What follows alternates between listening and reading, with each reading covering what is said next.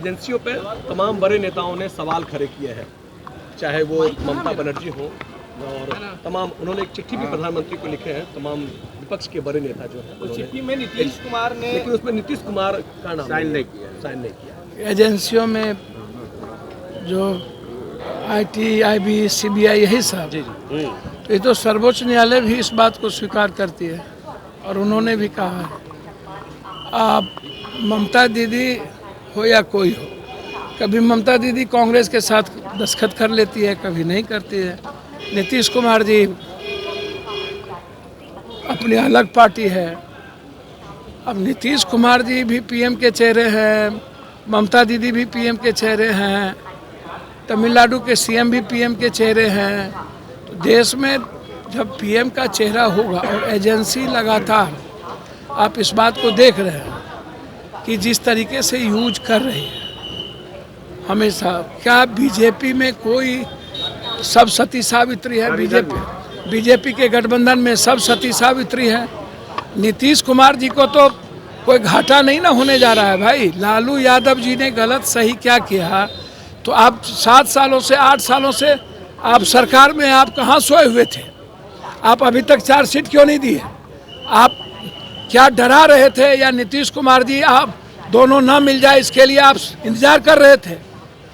तो आपने जब देख लिया नीतीश दोनों मिल गए और आपकी बात नहीं चली, तो अब आप डर को खोल रहे हैं। तो अपने तरीके से आप एजेंसीज को चलाइएगा और उसके बाद कुंभकर्ण के नींद में सोइएगा। गलत को गलत कहिए, करिए, मुझे उस पर आपत्ति नहीं है, वो कोर्ट देखेगी। चंद्रचूड़ जी है, विपक्ष को कमजोर होने की जरूरत नहीं है।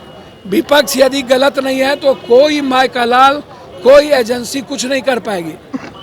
गलत होगा तो डरना होगा, इसको आप समझ लीजिए। सुशील मोदी कह रहे हैं कि वही आदमी घोटाला में फंसे हुए हैं। सर, सुशील जी क्या कह रहे हैं, पहले तो सुशील जी से पूछिए, बिहार में जो सृजन घोटाले से लेकर के इतना घोटाला है, उसमें आप लोगों से और किसी से पूछताछ क्यों नहीं हो रही है?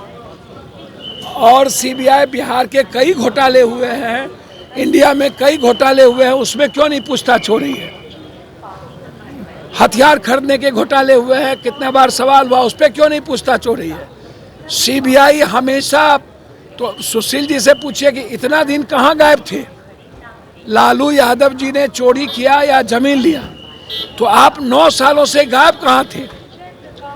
आप इसके पहले भी पूछताछ आप कर चुके हैं, तो एक ही कितने बार हलाल होगा? एक ही बकरा, एक ही मुर्गा, कितने बार आप फाइनल करिए। जो गलत है उसको कोर्ट में दीजिए, कोर्ट तय करेगी गलत और सही का।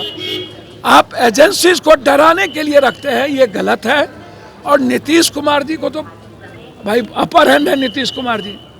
लालू यादव जी के परिवार को जब चोरी में जेल जाएंगे या फंसेंगे, CBI उसको तंग करेगी, तो नीतीश कुमार जी अकेला ना बचेंगे बिहार में हो, जिस पर कोई सवाल खड़ा नहीं होता। तो नीतीश कुमार जी तो पॉलिटिकल और उनको ताकत मिलती जा रही है। घोषित करने की बात की है तो जदयू में कहीं ना कहीं भगदड़ मची है। पहले उपेंद्र कुशवाहा, फिर मीना सिंह, और अभी नागालैंड के तमाम जो लोग हैं वो सर, मुझको तो समझ में नहीं आता है। नागालैंड एक छोटी पार्टी है, 200-100 वोट पर MLA बनता है।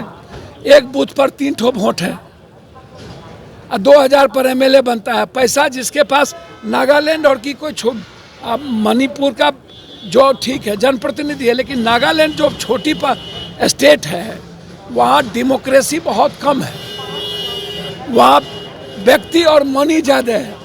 वहाँ जदयू चला जाए आ जाए। अब उपेंद्र भाई के बारे में क्या कहना है? मुझको तो समझ में नहीं आता है कि क्या केंद्र अगला चुनाव CBI, ED, IB और सुरक्षा देने के आधार पर ही लड़ेगी। पहले अब पप्पू यादव को डेली मारने की तैयारी है, डेली फोन आता है नेपाल सब जगह से, माफिया पर हमला नहीं करो। तो हम तो बाप नहीं करते हैं।